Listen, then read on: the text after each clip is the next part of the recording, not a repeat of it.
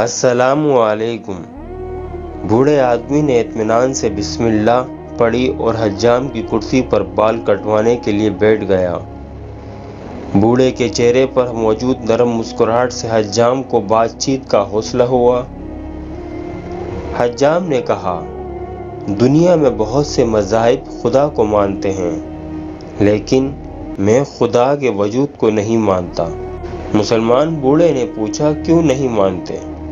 حجام نے کہا، دنیا میں بہت پریشانیاں، مصیبتیں، بدحالی اور افراتفری ہے۔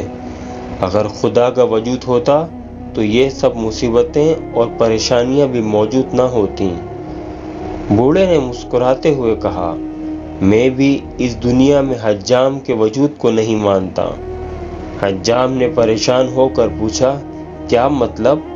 میں آپ کی بات نہیں سمجھا۔ بوڑھے نے حجام کی دکان سے باہر گزرتے ایک گندے اور لمبے بالوں والے شخص کی طرف اشارہ کر کے کہا، کیا تم اس شخص کے لمبے اور گندے بال دیکھ رہے ہو؟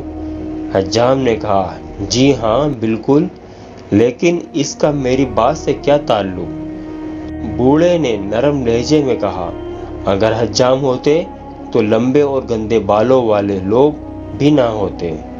حجام نے کہا، ہم موجود ہیں، لیکن ایسے لوگ ہمارے پاس نہیں آتے۔